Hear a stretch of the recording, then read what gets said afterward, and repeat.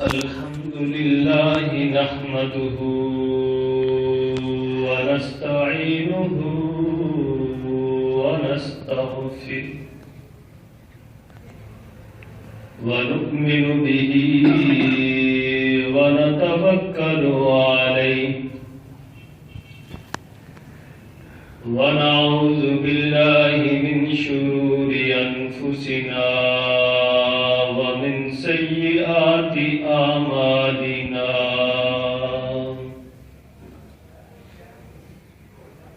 من يهده الله فلا مضل له ومن يضلله فلا هادي له ونشهد أن لا إله إلا الله وحده لا شريك له ونشهد أن سيدنا وسندنا وشفيعنا وحبيبنا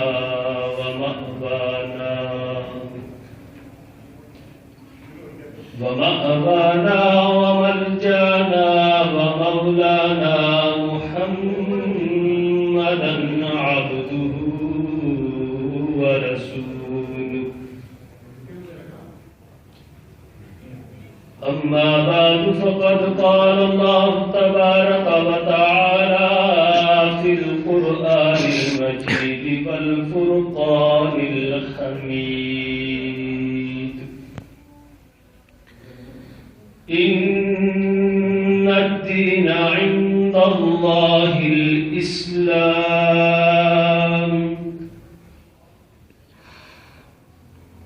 ومن يبتغي غير الإسلام دينا فلن يقبل منه وهو في الآخرة من الخاسرين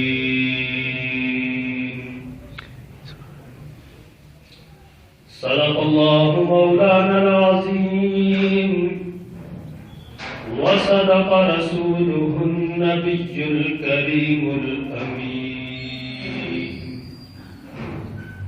قال الله تبارك وتعالى في شان حبيبه مخبرا وآمرا إن الله وملائكته يصلون على النبي يا أيها الذين آمنوا صلوا عليه وسلموا تسليما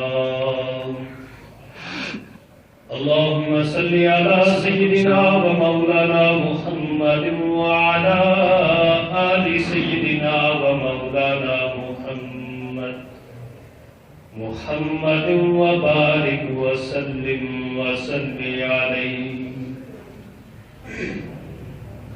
الصلاة والسلام عليك يا سيدي يا رسول الله وعلى آلك وأصحابك يا سيدي يا رحمة للعالمين اللہ اللہ اللہ لا الہ الا اللہ اللہ اللہ لا الہ الا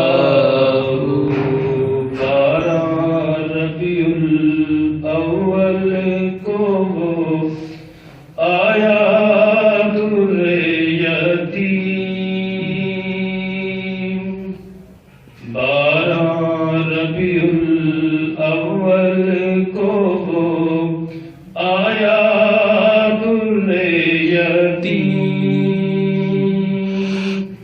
ماہ نبوت میرے رسالت ماہ نبوت میرے رسالت صاحب خلق عظیم نبی جی اللہ اللہ اللہ لا الہ الا ہو اللہ اللہ اللہ لا الہ الا ہو۔ اللہ جل جلالہ وعم نوالہ واتم شانہ وعظم برہانہ کی بارگاہ لم یزل میں ہدیہ درود و سلام عرض کرنے کے بعد نہایت ہی قابل صد احترام بزرگوں، دوستوں، نوجوانوں، عرب کے معاشرے کے اندر اگر دیکھا جائے، جب تک اس معاشرے کے اندر نبی پاک صلی اللہ علیہ وآلہ وسلم نے اپنی نبوت کا اعلان نہیں کیا تھا، جب تک اس معاشرے میں اسلام نہیں پھیلا تھا،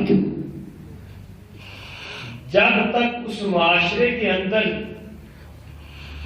اسلام کی روشنی نہیں آئی تھی، تب تک وہ معاشرہ،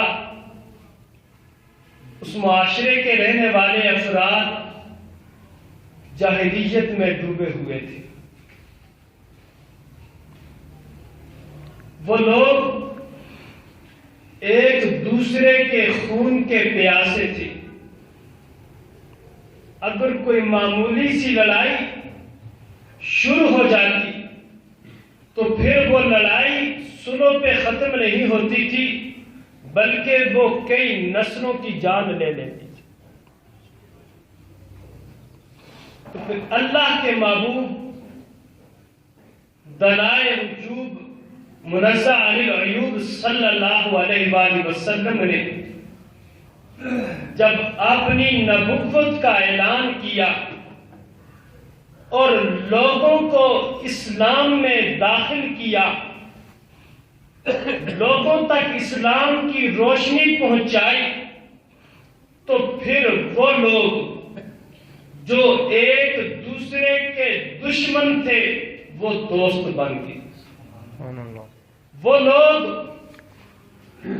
جو ایک دوسرے کے خون کے پیاسے تھے وہ آپس میں بھائی بھائی بن گئے۔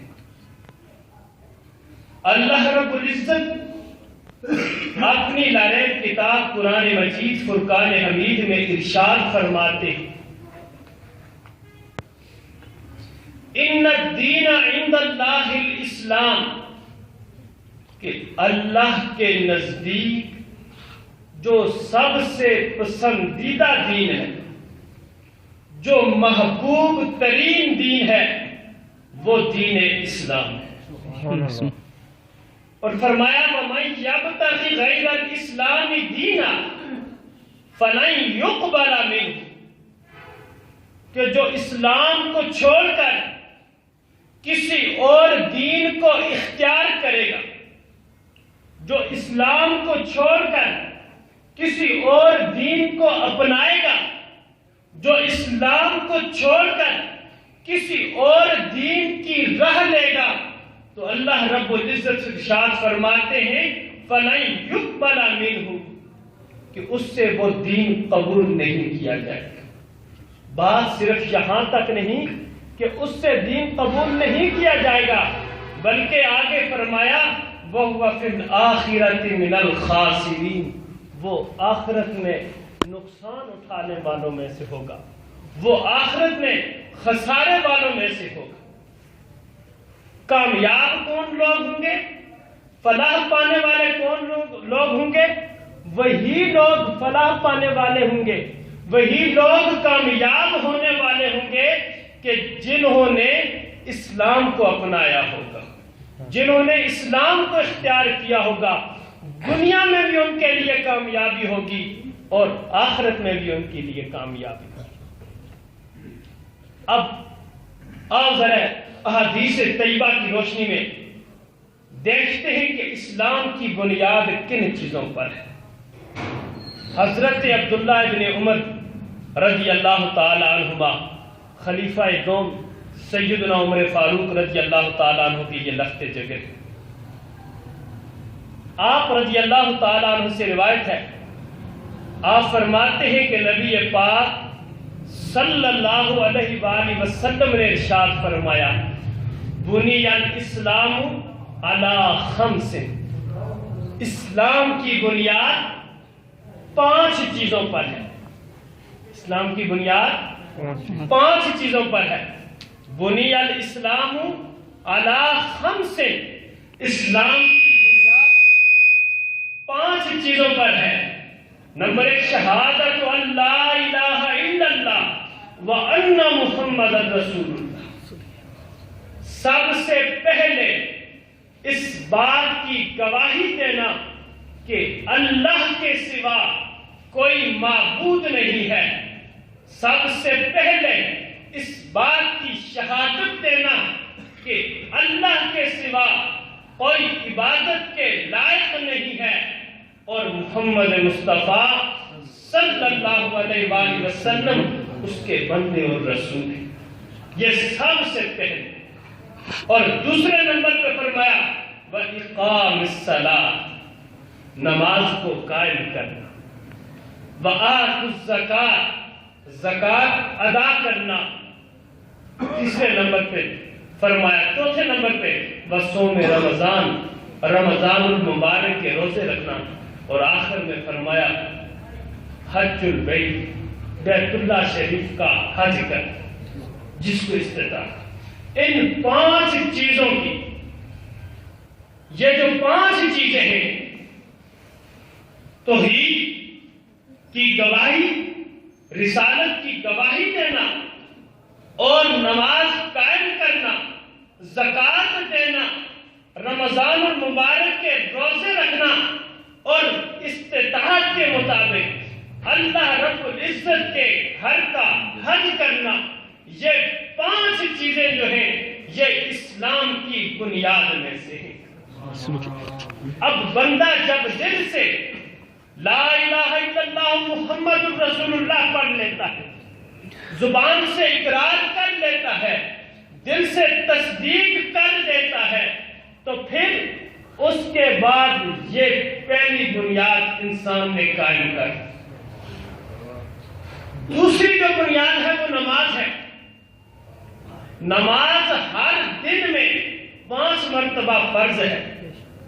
مؤذن کی جو آواز گونجتی ہے حی علی الصلاۃ، مؤذن کی جو آواز گونجتی ہے حی علی الفلاح، آؤ نماز کی طرف، آؤ کامیابی کی طرف، پھر اپنے آپ کو دن میں 5 ٹائم پابند کرنا ہوگا، مسجد میں آنا ہوگا، اپنی جبین کو اللہ کے سامنے جھکانا ہوگا، اپنی پیشانی کو رب کے حضور سجدے میں رکھنا ہوگا۔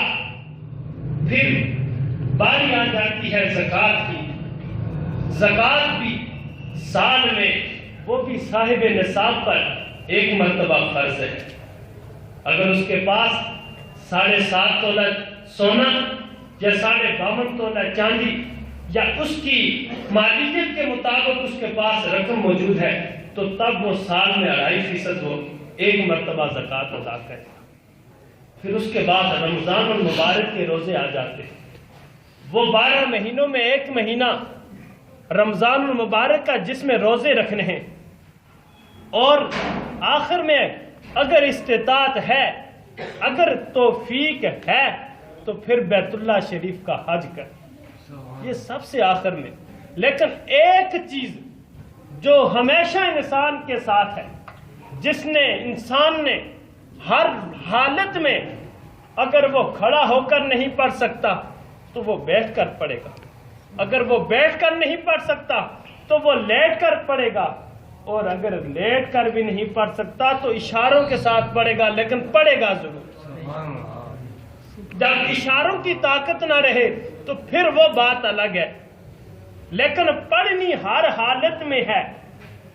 یہ اسلام کی بنیاد میں سے ہے، اور نبی پاک صلی اللہ علیہ وآلہ وسلم نے اس کے بارے میں ارشاد فرمایا من ترک الصلاۃ متعمدا فقد کفر، جس نے جان بوجھ کر ایک نماز کو ترک کیا، جس نے جان بوجھ کر ایک نماز کو چھوڑ دیا، اس نے کفر اختیار کیا، گویا اس نے کفر کیا، صرف ایک نماز۔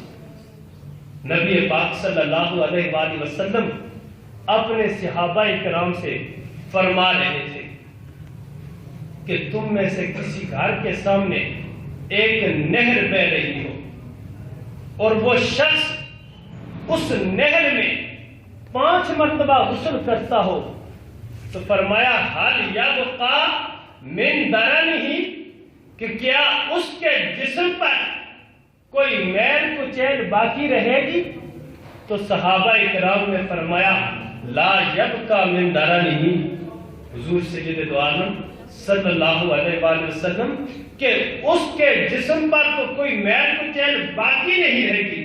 تو پھر نبی پاک صلی اللہ علیہ وآلہ وسلم نے ارشاد فرمایا فَذَلِكَ مَثَلُ الصَّلَوَاتِ الْخَمْسِ يَمْحُو اللَّهُ بِهِنَّ الْخَطَايَا، فرمایا کہ 5 نمازوں کی مثال بھی ایسی ہے کہ ایک شخص جو ہے وہ ایک دن میں 5 مرتبہ نمازیں پڑھتا ہے، 5 مرتبہ مسجد میں حاضر ہو کر اپنی رب کی عبادت کرتا ہے، تو پھر فَذَلِكَ مَثَلُ الصَّلَوَاتِ الْخَمْسِ يَمْحُو اللَّهُ بِهِنَّ الْخَطَايَا، تو پھر اللہ رب العزت اس کی خطاؤں کو اس طرح معاف کر دیتا ہے کہ جس طرح غسل کرنے والے شخص کے جسم پر میل ختم ہو جاتی ہے۔ سبحان اللہ۔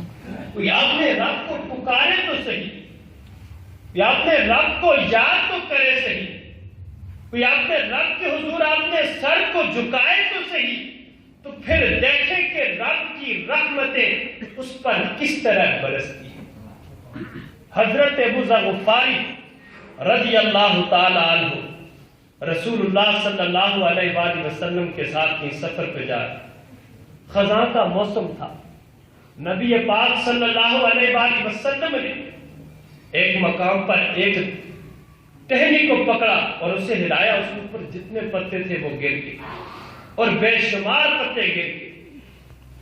حضرت ابو ذر غفاری رضی اللہ تعالی عنہ سے رسول اللہ صلی اللہ علیہ وآلہ وسلم نے پوچھا کہ ابو ذر غفاری جانتے ہو کہ میں اس ٹہنی کو پکڑ کر کیوں ہلایا اور اس کے پتوں کو کیوں گرایا؟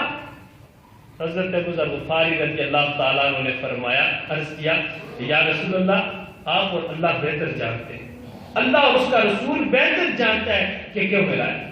فرمایا کہ میں نے اس لیے ہلایا کہ آپ کو سمجھاؤں کہ جب ایک نمازی نماز ادا کرتا ہے تو اللہ رب العزت اس کے گناہوں کو اس طرح مٹا دیتا ہے، اس طرح گرا دیتا ہے، اس طرح ختم کر دیتا ہے کہ جس طرح اس ٹہنی سے یہ پتے گر گئے، جس طرح اس ٹہنی سے یہ پتے ختم ہو گئے۔ اس طرح رب کی حضور آئے جھکے تو سے حضرت عمر فاروق رضی اللہ تعالی عنہ خلیفہ دو، آپ اور صحابہ کرام نبی کریم صلی اللہ علیہ وسلم کی مجلس میں بیٹھے ہوئے تھے، ایک شخص آتا ہے جس کے بال انتہائی سیاہ قسم کے اور اس کا سارا جو لباس اس نے پہنا ہوا ہے وہ سفید قسم کا ہے۔ حضرت عمر فاروق رضی اللہ تعالیٰ عنہ فرماتے ہیں کہ ہم مجلس میں جتنے بھی افراد بیٹھے ہیں ہم میں سے کوئی شخص اس کو جانتا نہیں ہے، اور وہ شخص بھی ایسا ہے ہم اس کو جانتے بھی نہیں ہیں لیکن اس پر کوئی سفر کے آثار بھی نہیں۔ آتا ہے نبی پاک صلی اللہ علیہ وآلہ وسلم کے پاس بیٹھتا ہے، اپنے گھٹنوں کو نبی پاک صلی اللہ علیہ وسلم کے گھٹنوں کے ساتھ ملا دیتا ہے اور نبی پاک صلی اللہ علیہ وآلہ وسلم سے کچھ سوالات عرض کرتا ہے۔ پوچھتا ہے یا رسول اللہ صلی اللہ علیہ وسلم من ایمان ہو، ایمان کیا ہے؟ نبی پاک صلی اللہ علیہ وسلم نے فرمایا ان تؤمن باللہ وملائکتہ وکتبہ ورسلہ والیوم الآخر والقدر خیرہ وشرہ۔ ایمان یہ ہے کہ تو اللہ کو مانے، اللہ پر ایمان رکھے، فرشتوں پر ایمان رکھے، اس کی کتابوں پر ایمان لائے، اس کے رسولوں پر ایمان لائے، اچھی اور بری تقدیر کو مانے، یہ ایمان ہے۔ وہ پھر سوال عرض کرتا ہے احسان کیا ہے؟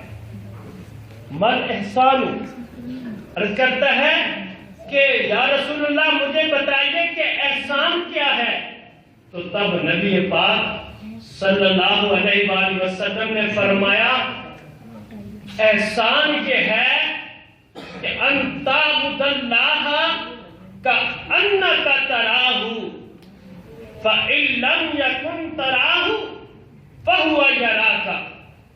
احسان یہ ہے کہ تو اللہ رب العزت کی عبادت اس طرح کرے گویا کہ تو خود اللہ کو دیکھ رہا ہے۔ سبحان اللہ۔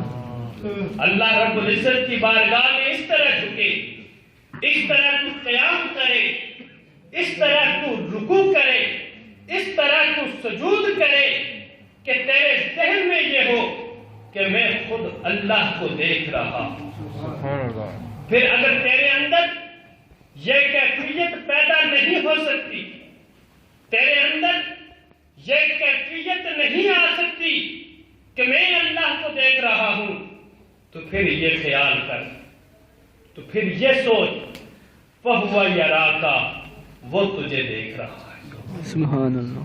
تو پھر جب اس طرح کی نمازیں پڑھی جائیں گی، ہر نماز کو اپنی زندگی کی آخری نماز سمجھ کے پڑھی جائے گی، تو پھر وہ سجدوں میں لذتیں بھی نصیب ہوں گی، پھر وہ اہمیت بھی حاصل ہوگی، پھر اپنے اندر وہ قوت بھی پیدا ہوگی، پھر زبانوں کے اندر وہ تاثیر بھی ہوگی کہ جس کے سامنے بات کہیں گے وہ عمل کرنا شروع کر دے گا۔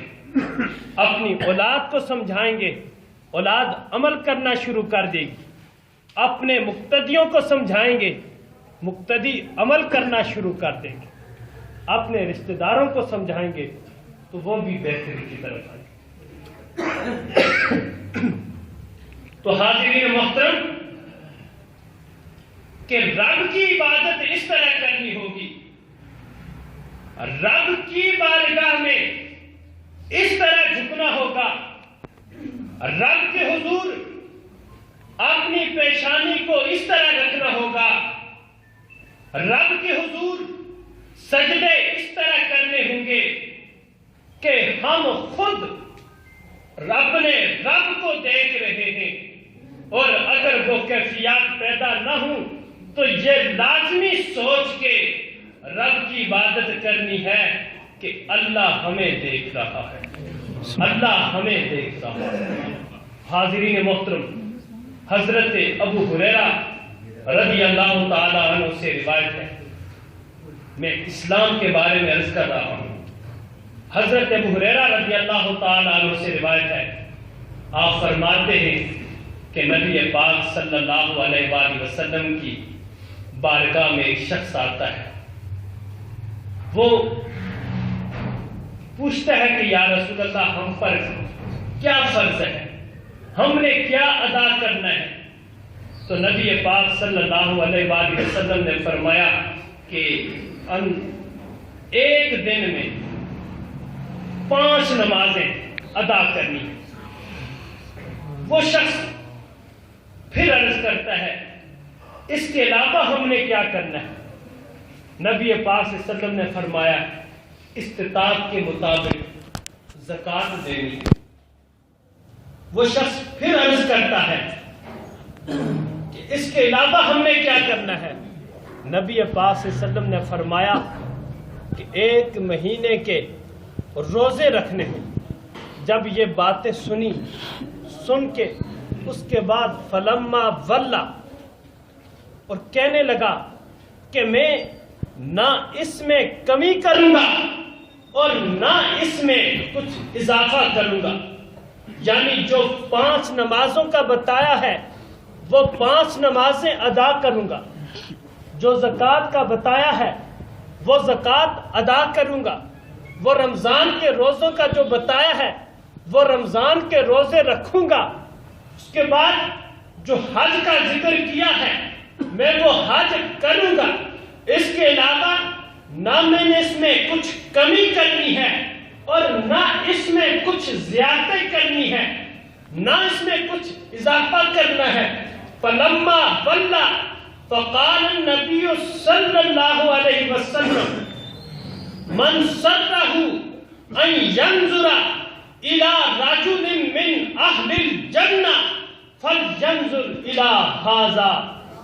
جب وہ پیٹ پھیر کے واپس چلا گیا، جب اس جگہ کو چھوڑ کر اپنے گھر کی طرف چلا گیا، جب وہ اپنی زبان حال سے یہ کہہ کے گیا کہ نہ میں نے اس میں کچھ کمی کرنی ہے، نہ میں نے اس میں کچھ زیادتی کرنی ہے، نہ میں نے اس میں کچھ اضافہ کرنا ہے، تو نبی پاک صلی اللہ علیہ وسلم نے فرمایا من سرہ ان ينظر الى رجل من اہل الجنہ فلینظر الى هذا.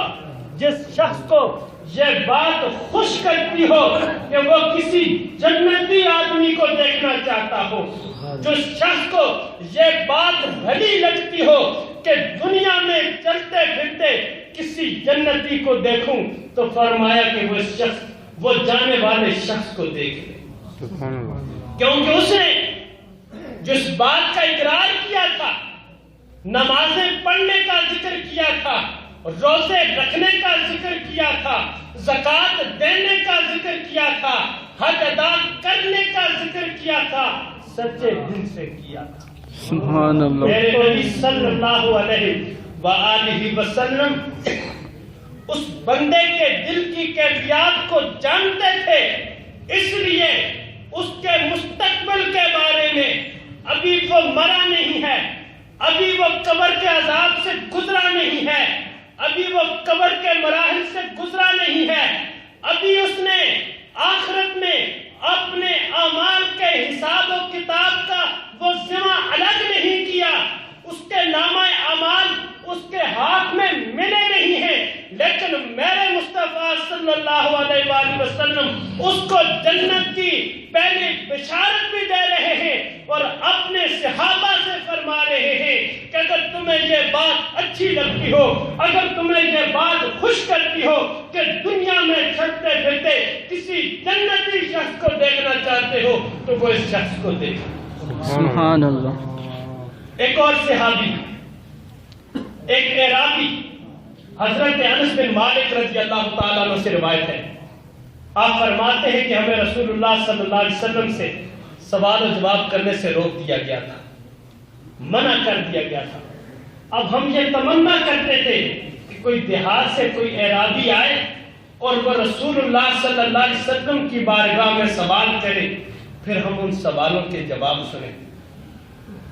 ایک اعرابی رسول اللہ صلی اللہ علیہ وآلہ وسلم کی بارگاہ میں آتا ہے، عرض کرتا ہے یا رسول اللہ صلی اللہ علیہ وسلم کہ آپ کا ایک قاصد ہمارے پاس آیا ہے، وہ کہتا ہے کہ ہم پر 5 نمازیں فرض ہیں. رسول اللہ صلی اللہ علیہ وسلم نے فرمایا ہاں وہ یہ صحیح کہتا ہے کہ ہم پر 5 نمازیں فرض ہیں. وہ شخص، وہ اعرابی وہ سوال کرتا ہے کہ آسمان کو کس نے پیدا کیا؟ اللہ کے نبی نے فرمایا اللہ نے.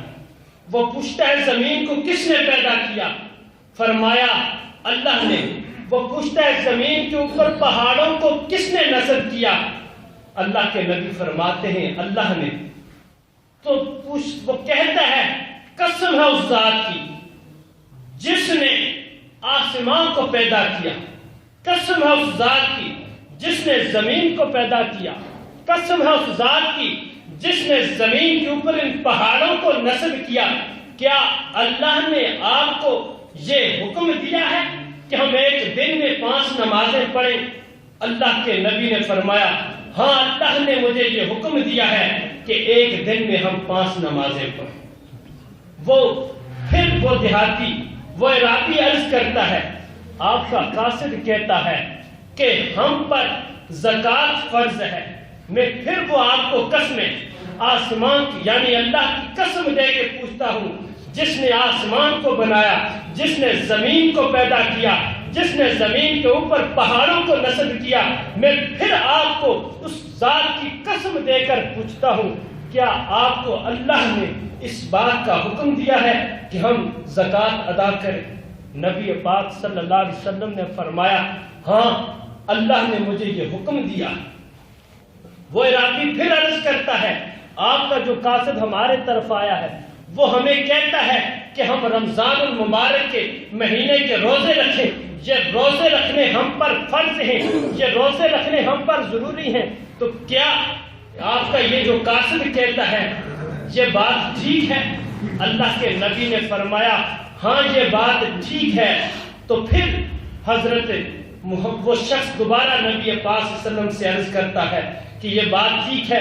اللہ کے نبی نے فرمایا، ہاں وہ بات ٹھیک ہے، ہم پر وہ روزے فرض کیے گئے ہیں۔ تو وہ پھر پوچھتا ہے، آپ کا جو قاصد آیا ہے وہ ہمیں کہتا ہے کہ ہم پر بیت اللہ شریف کا حج فرض ہے، تو کیا میں قسم دیتا ہوں آپ کو جس نے آسمان بنایا اس ذات کی، جس نے زمین کو پیدا کیا، جس نے زمین کے اوپر پہاڑوں کو نصب کیا، کیا یہ اس بات کا آپ کو اللہ نے حکم دیا ہے؟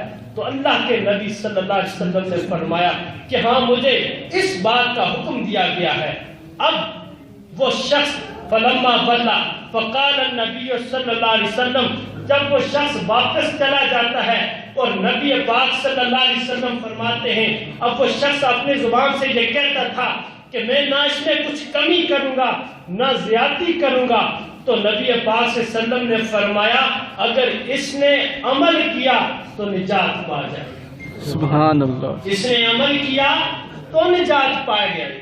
پہلے شخص نے کہا کہ لا ازید علیہن ولا انقص منہن، نہ میں اس پر کچھ کمی کروں گا نہ زیادتی کروں گا، تو اس کے بارے میں میرے آقا نے فرمایا من سرہ ان ینظر الی رجل من اہل الجنہ فلینظر الی ھذا، اور دوسرے کے بارے میں فرمایا اگر اس نے عمل کیا، اگر اس نے اس کی تصدیق کی تو یہ نجات پائے گا۔ فرق یہ ہے، بتانا میں یہ چاہتا ہوں کہ پہلا جو شخص تھا، پہلا جو صحابی تھا، اس کا دل ایمان پر زیادہ مضبوط تھا، اس کو اللہ اور اس کے رسول پر زیادہ یقین تھا، اس لیے اسے دنیا میں جنت کی بشارت دے دی اور لوگوں کو بتا دیا کہ اگر تمہیں یہ بات خوش کرتی ہو کہ کسی جنتی کو دیکھنا چاہتے ہو تو اس شخص کو دیکھ لو، اور دوسرے کے بارے میں فرمایا اگر اس نے عمل کیا، یہ جو باتیں کی ان کی تصدیق کی یعنی ان پر عمل کیا تو فلاح پا جائے گا، نجات پا جائے گا، کامیابی حاصل کر لے گا۔ اگر عمل نہیں کیا تو پھر فلاح بھی ممکن نہیں، کامیابی بھی ممکن نہیں، نجات بھی ممکن نہیں۔ حاضرین محترم، حضرت معاذ بن جبل رضی اللہ تعالی عنہ، میں آپ کو وہ اسلام کی بنیادیں بتا رہا ہوں کہ اللہ نے فرمایا ان الدین عند اللہ الاسلام، کہ اللہ کے نزدیک جو سب سے پسندیدہ اور محبوب جو دین ہے وہ دین اسلام ہے۔ اور آگے نبی پاک صلی اللہ علیہ وسلم نے جو اسلام کی بنیادیں بتائی ہیں وہ 5 ہیں۔ بنی الاسلام علی 5 شہادت لا الہ الا اللہ وان محمد رسول اللہ وإقام الصلاۃ وإیتاء الزکاۃ وصوم رمضان وحج البیت۔ یہ اسلام کی بنیادیں ہیں۔ ان اسلام کی بنیادوں پر اگر اپنی زندگی گزاریں گے تو دنیا میں بھی کامیابی ہوگی اور آخرت میں بھی کامیابی ہوگی۔ اگر اسلام کو پس پشت ڈال دیا اور اسلام کے علاوہ کسی اور دین کو اختیار کر لیا تو پھر اللہ رب العزت ہم سے کچھ قبول نہیں فرمائیں گے اور آخرت میں ہم لوگ خسارے والوں میں سے ہوں گے، نقصان اٹھانے والوں میں سے۔ حضرت معاذ بن جبل رضی اللہ تعالی عنہ، آپ سے روایت ہے، آپ فرماتے ہیں کہ نبی پاک صلی اللہ علیہ وآلہ وسلم کہ ایک سفر میں ساتھ سفر پہ جا رہے تھے، میرے اور آپ کے درمیان ایک کجاوے کی لکڑی کے علاوہ اور کچھ بھی نہیں تھا۔ صرف ایک کجاوے کی لکڑی تھی.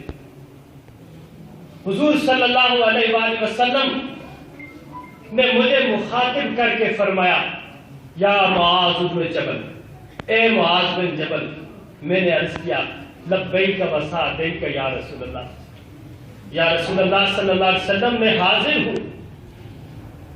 نبی پاک صلی اللہ علیہ وسلم پھر تھوڑی دیر کے لیے خاموش ہو جاتے ہیں. اس کے بعد دوبارہ فرماتے ہیں یا معاذ بن جبل، اے معاذ بن جبل. حضرت معاذ بن جبل رضی اللہ تعالیٰ عنہ فرماتے ہیں لبیک و سعدیک یا رسول اللہ میں حاضر ہوں. نبی پاک صلی اللہ علیہ وسلم پھر خاموشی اختیار فرماتے ہیں. اور تیسری مرتبہ پھر نبی پاک صلی اللہ علیہ وسلم کچھ دیر کے بعد دوبارہ پوچھا یا معاذ بن جبل. حضرت معاذ بن جبل کو بار بار مخاطب کر رہے ہیں.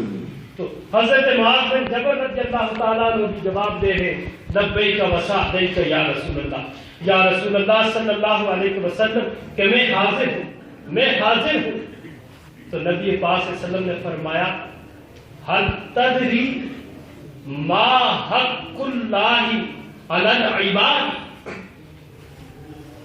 اللہ کے نبی صلی اللہ علیہ وآلہ وسلم حضرت معاذ بن جبل رضی اللہ تعالیٰ عنہ سے فرماتے ہیں کہ کیا تو یہ جانتا ہے کہ اللہ کا حق بندوں پر کیا ہے؟ حضرت معاذ بن جبل رضی اللہ تعالیٰ عنہ انکار میں جواب دیتے ہیں، عرض کرتے ہیں یا رسول اللہ، اللہ اور اس کا رسول ہی جانتا ہے کہ اللہ کا حق بندوں پر کیا ہے. تو نبی پاک صلی اللہ علیہ وآلہ وسلم نے فرمایا کہ اللہ کا حق بندوں پر یہ ہے کہ انتاب اللہ، کہ بندے اللہ کی عبادت کرے ولا یشرک بہ شیئا، اور اس کے ساتھ کسی چیز کو شریک نہ کرے. یہ اللہ کا حق ہے کہ عبادت اسی کی جائے اور اس کے ساتھ یعنی اللہ رب العزت کے ساتھ کسی کو اس کا شریک نہ بنایا جائے، کسی کو اس کا شریک نہ ٹھہرایا جائے.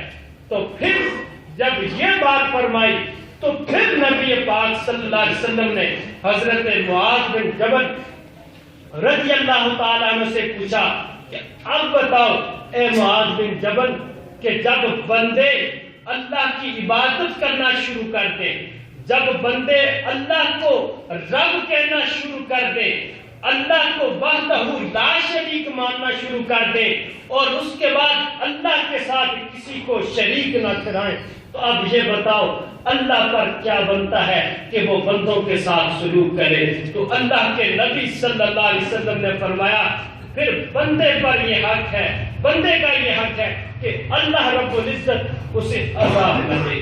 اللہ یعذبہم، کہ جب بندہ اللہ کی عبادت کرے، اللہ کو وحدہ لا شریک مانے، اللہ اللہ کرے، تو پھر اللہ کا یہ حق بنتا ہے، یہ اللہ پر واجب ہے کہ وہ اپنے بندے کو عذاب نہ دے. اللہ کی ذات وہ ذات ہے جو 70 ماؤں سے بڑھ کر پیار کرنے والی ہے. اللہ کی ذات وہ ذات ہے جو رحمان بھی ہے، رحیم بھی ہے اور کریم بھی ہے، وہ رحم فرمانے والا ہے.